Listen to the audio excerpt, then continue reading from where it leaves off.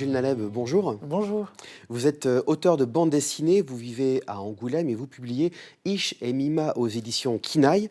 Vos personnages évoluent dans un monde en guerre et sont issus d'un peuple enchaîné par une reine maléfique déterminée à aller au bout d'un conflit entamé par son père. Vos deux héros vont oser l'impossible, fuir. Quelle va être leur quête? Eh bien, ils partent à la recherche d'un paradis perdu, peut-être imaginaire, on ne sait pas vraiment s'il existe. Et en fait, je pense que c'est la recherche de soi, quoi, un peu à travers ça.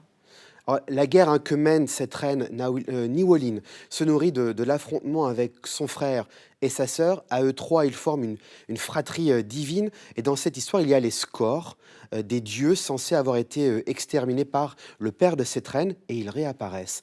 Cet univers que vous inventez, d'où vient-il? Comment l'avez-vous imaginé? Je pense que depuis petit, je suis très inspiré par la fantasy, et le heroic fantasy, et notamment par Tolkien. Et je pense qu'il a écrit le Silmarillion, et je pense que j'avais envie de faire ça moi aussi, inventer un monde dans lequel il y a des règles et des divinités qui leur sont propres. Je trouve ça fascinant, quoi. C'est un peu comme inventer sa propre mythologie? Exactement. Ben, au moins inventer un univers dans lequel je puisse aussi m'amuser et dont je puisse être le maître en quelque sorte. Je sais pas comment dire. Oui, alors vos personnages ils vont être amenés à déjouer cette reine maléfique. Comment vont-ils s'y prendre?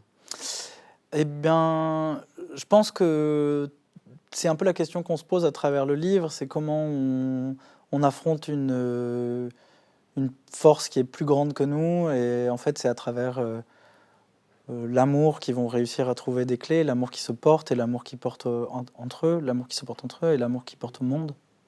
Et alors vous avez choisi, pour cet ouvrage, des couleurs très vives, pour décrire un univers qui est en guerre. Vous auriez pu choisir un ton plus sombre. Mmh. Heu, que vous apporte cette palette de couleurs? Que disent-elles du monde que vous créez?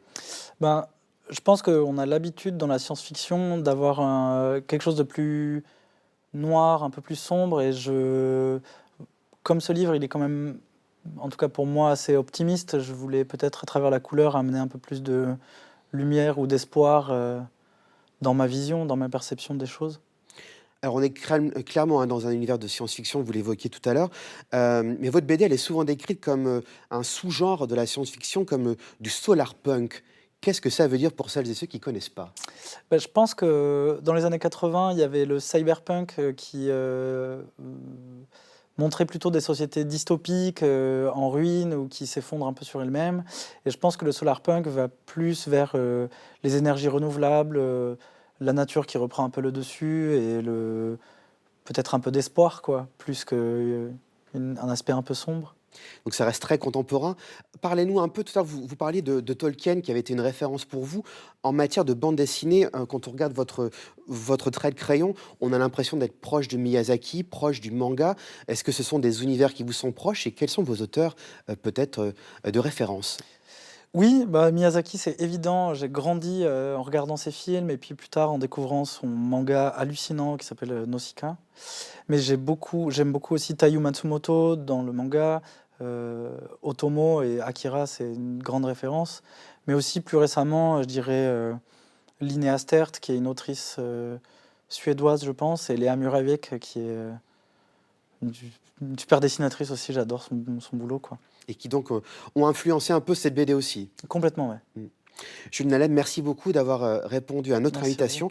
Votre premier album, Ish et Mima, je le rappelle, paraît aux éditions Kinaï. Merci. Merci.